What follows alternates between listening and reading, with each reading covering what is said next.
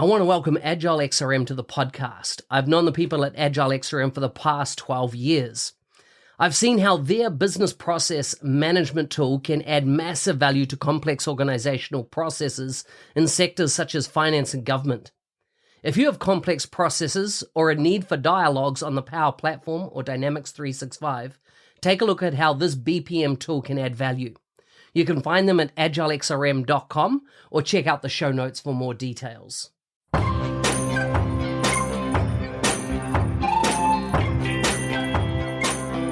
Welcome to the MVP Show. My intention is that you listen to the stories of these MVP guests and are inspired to become an MVP and bring value to the world through your skills. If you have not checked it out already, I do a YouTube series called How to Become an MVP. The link is in the show notes. With that, let's get on with the show. Today's guest is from Rugby, England. He received his first MVP award in 2021. He's a community leader, and he's involved in the Microsoft community, including participating in the Power Platform School for Mentors. Awesome program. He's the founder and co-host of All Things We Don't Talk About podcast. And we're going to make sure that's linked in the show notes so you can take a look. He does that with fellow MVP, Alison Maligan, the amazing Alison. Boy, I love that lady. Where they talk to people about issues like mental health, diversity, inclusion, LGBTQ plus rights and genders for these various communities. If you haven't worked out who this is, you can find him on Twitter at HART365 or check out his blog, heartofthemidlands.co.uk. Welcome to the show, Mike Hartley. Woohoo! And awesome. Thank you, Mark, for having me. It is so good to hear your voice once again. You've been much missed over here, my friend. Oh man, I follow the chats and stuff, and I'm like, I miss London. I miss London. And fancy going to lockdown, Yeah, thanks so much. Going to lockdown like we have, for the last 2 years is ridiculous. So, tell me, who is Mike Hartley? What does Mike Hartley get up to when he's not working? If you ask my missus, I'm working all the time, it seems. I'm rapidly approaching the grand milestone of 5-0 next year. Spring chicken land, my friend, chicken land. I few years back decided to reinvent myself a bit, reinvigorate the career. I saw people my age coasting to retirement rather than enjoying what they'd got. But outside of that, I'm a big motorsport fan, massive petrol head, as is my dear wife, and our eldest son is as well. So F1, MotoGP, basically anything that races will be interested in it. We've even watched tractor racing before now. I am a rugby fan. So, I live in the town of Rugby, which is where the sport was born. And everywhere you go in this town, they're very, very keen to tell you about it. It's a sport of gentlemen, isn't it? It's a sport of gentlemen. Yeah, except when you see them on the pitch beating... And soccer or football is the sport of thugs, is that right? Yeah. I don't like football. That's the thing. Yeah. I've never liked... Well, no, I used to like football, and then it became all Oscar-worthy performances and... prima donnas. Yeah. And whereas rugby, it's kind of all raw and what you see is what you get. There's no pretense on the pitch. They'll be there, blood pouring from their head and telling everybody, I'm fine, let me carry on playing. You're so right. It became New Zealand's national sport, and I remember in one game, one of the legends of our sport had his nutsack ripped right open. He just said, "Tape it up," and went and carried on playing. It was rucked on, right? He got rucked on with a sprig, and it was torn right away. They got some tape, taped it back on. He went straight back on the field playing. You imagine somebody playing football doing that. Oh my gosh, they'd have an ambulance on the field in 5 minutes. They would be wanting to, man, just different game, right? Yeah, I mean, let's face it, they stubbed their toe and that's it. It's major drama and what have you. And yeah, not for me. And then actually, after a lifelong declaration of hatred for the sport, a couple of years ago, I ended up essentially bedridden for quite a few weeks, and it coincided with the Cricket World Cup, which, yes, that Cricket World Cup, Mark. I know the one because I was in London at that time.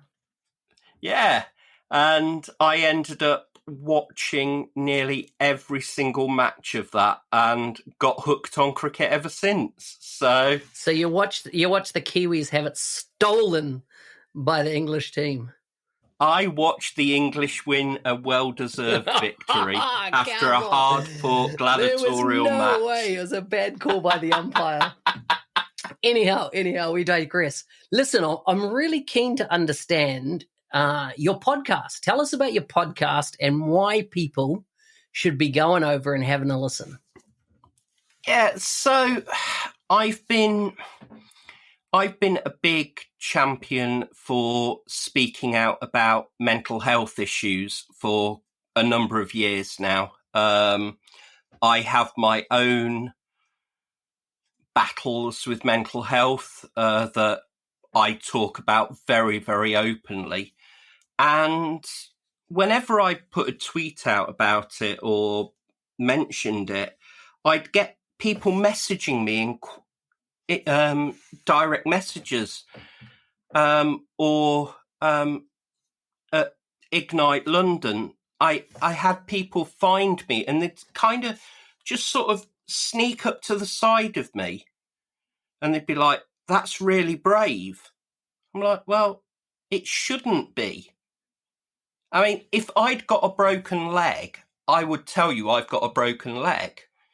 And the stigma really bugged me. It really wound me up that people felt that for them to be able to be open about this stuff, they needed to be brave. And there is a lot of stigma. There's a lot of employers who will penalise you for having mental health struggles. It is getting better, but there is still a lot of old school companies. And it wound me up. It really wound me up. And the more I talked about it and started to be open about it, the more I realised there were other areas. At the time, I started thinking of this podcast idea and I thought I need a co-host and a co-owner of the podcast. So Alison was the perfect choice because she is just awesome. She is just brilliant and people are so at ease around her. And we decided that there were lots of subjects that we as a Microsoft community don't really talk about that openly. So she came up with a fantastic name, The Things We Don't Talk About. And yeah, we just have people on who are willing to share their experiences. It's not published very often because my time management isn't the best, but also I have to face up to my own challenges when I'm producing the podcast, and I listen to it and it opens a lot within me that I have to deal with before I can go public with publishing it. And it's a challenge, but it's had a real impact. And I think if there's one really good thing that's come out of COVID, is we as a Microsoft community, there's been a lot more where we've had WhatsApp groups, where we've had virtual pubs. And whereas it would normally be we'd see each other at an event and then we'd get along, we'd have a few beers, we'd have a laugh, then we'd go about our lives until the next event. The last couple of years, we've talked a lot every day. We've communicated and we've got to know each other's lives. So when Alison and I talked about this podcast, one of the things Alison said to me was she wasn't aware of anybody who sprang to mind in our community who was LGBTQ+. We've actually, over the last couple of years, there's been people who've spoken out and they've come out and opened up, and it's been brilliant. It's been really good. There's been stigma smashing going on. So, yeah, that's what it's about. And we've done a lot on mental health. We're going to be talking about other subjects, gender, race, religion. That's a surprising one as well. And all sorts of things, addictions, just things that we're vulnerable to as a community. And we always say we're here to support each other. So let's do that. Let's break down walls. Let's open up. Let's make it a safe space for us all. I like it. One of the things, and I don't know if you've explored this topic at all on the show, is that of neurodiversity. And until I joined IBM, I don't know if I'd ever heard the word before. And I went deep and got training and learnt so much. And what I didn't realize, they're, once again, a stigmatized group of people that struggle to get into the workforce because they are neurodiverse. And I'm talking about people with PhDs that have never been employed, not because they don't want to be employed, but they might have Tourette's, or they might be in a situation where they can't deal with noise. Like, so you're in an open planned office, it just freaks them out, or lighting, or even smells, that somebody's perfume, going past, or aftershave, would have an impact on them. And it takes so many different lenses. But what happens is that when these people are brought into the workforce and allowed to be their authentic self without judgment, and not only that, the environment is created for them. So in other words, you've got to practically go, hey, we need to create an environment that, it doesn't, initiate panic attacks and this type of thing. And neurodiversity goes down to things like, people that struggle with dyslexia or have dyslexia and speech impediment, so many different things, fall, I feel, in this range. And what we've found, and then I say we, I'm at a big company now, and the number of people we employ on purpose, and we provide an environment on purpose now, and the skills and the diversity of thinking and the value they bring to the organization is absolutely mind-blowing. Because they see things, they see patterns, they see things that somebody that's not neurodiverse don't even pick up on. And this is powerful when it comes to consulting. Yeah, very, very much so. So, it's funny because when I started having the idea for the podcast, it was at Ignite London in 2020. and I actually heard and saw Donna Sakar for the first time. And she mentioned neurodiversity, and it was like a bulb going on because it explained so much. And I actually managed to get to speak to her at Ignite, and I said to her, look, I'm thinking of doing this podcast. And she said to me, let me know. I want to be on that program. I want to be on it. So I contacted her when we finally got round to, or when I finally got round to getting things sorted. And our very first 2 episodes are with Donna Sakar. First one talking about neurodiversity, and the second one talking about diversity and inclusion. And yeah, she's been a real champion. But I've got to know some people with complex neurodiversities in the last couple of years, as I've kind of really developed a focus on accessibility and things like that, and just the whole landscape that covers. And as you say, what they can bring is just immense. It is so valuable, because people with neurodiversities, because they can think in very different ways, they can come up with views and perspectives and ideas that people who are neuronormal, or whatever term you want to use, and I mean, we all think differently anyway, but the way we think is what is the key distinguisher.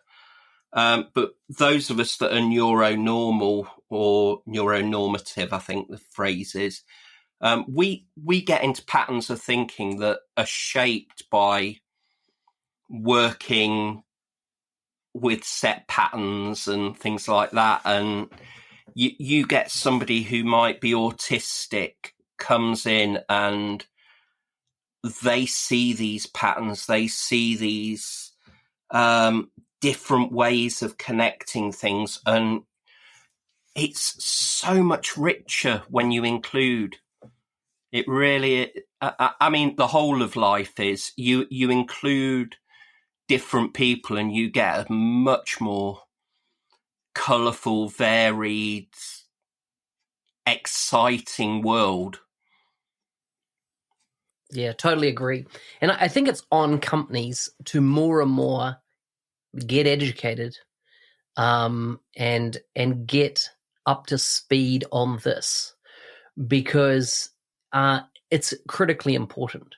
It's critically important, for society. Do you know what? I tell you what, this is how much it impacted me when I did the training. I actually cried because, I've got a young daughter. She's about 14, 15 months old. And I felt that if this is the employment world, like what I was experiencing at IBM, was possible, it didn't matter if anything came out in her future. And there's companies that are becoming enlightened, if you like, and really inclusive on purpose. Like, I'm talking about constructing offices and things like that, like doing it on purpose, not, doing Band-Aids or segregating, but doing it on purpose, creating environments that support this. And I just think that, it's a bright future. There's a time in my life I didn't want to have kids because I was worried about the world where they're coming into. I think to a large degree,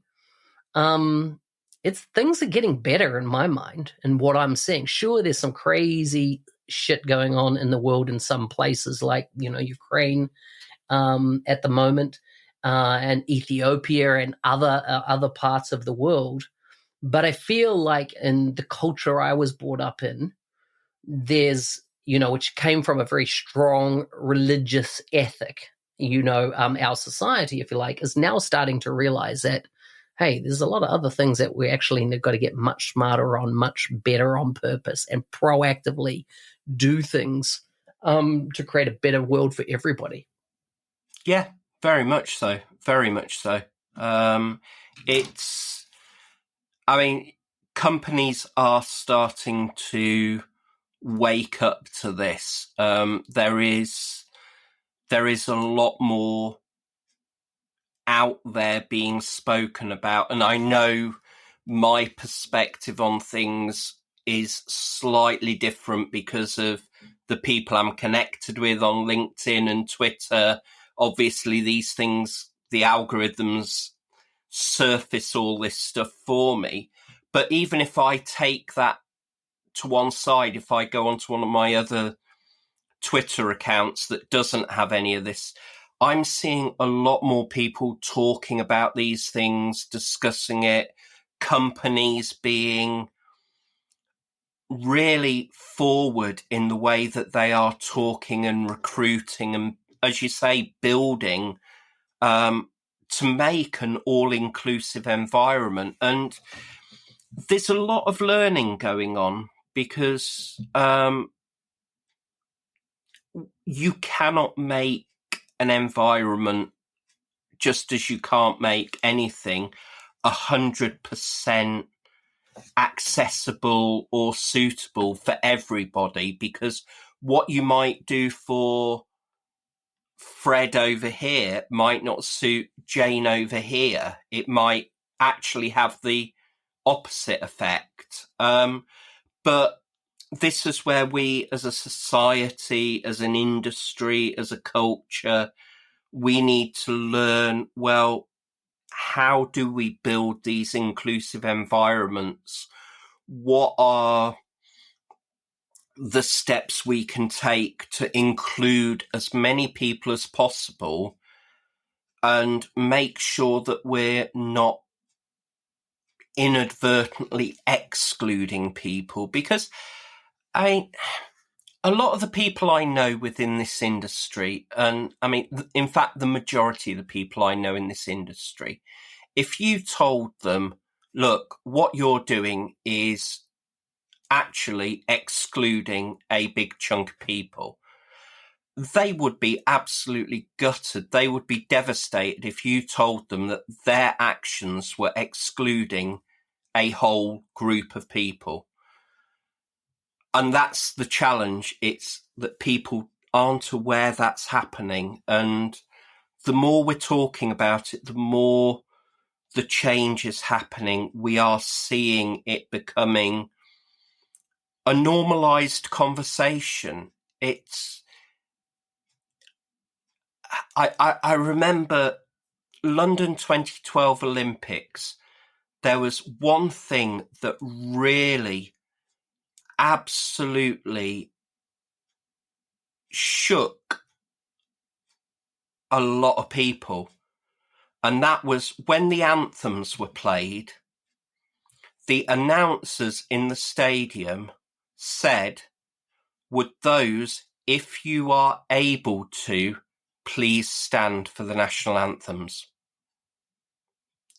And immediately that meant that those that couldn't stand weren't being judged. Just one simple phrase. And it just changed everything. The commentators on TV were just like, oh, wow, that's seismic. That's huge. And if you listen to it now, it's become quite normal where an anthem is played for people to say, if you are able to, please stand. Mm-hmm. And it's a simple change, but it meant a big deal to those who always felt the glares of people looking at them. Why aren't you standing for the anthem? Well, actually, I can't. So, yeah, it's simple changes sometimes can have world-changing effects. Totally. Listen, if you want to hear more about this topic and discuss this, check out the Things We Don't Talk About podcast. with Mike and Alison. Mike, it's been a pleasure to have you on the show. It's been a joy, mate. It's been wonderful. Thank you. And thank you as well for the 90-day mentoring challenge, because that was a huge thing for me. That really was. Hey, thanks for listening. I'm your host, Business Application MVP Mark Smith, otherwise known as the NZ365 Guy. If you like the show and want to be a supporter, check out buymeacoffee.com/NZ365 Guy. Thanks again, and see you next time.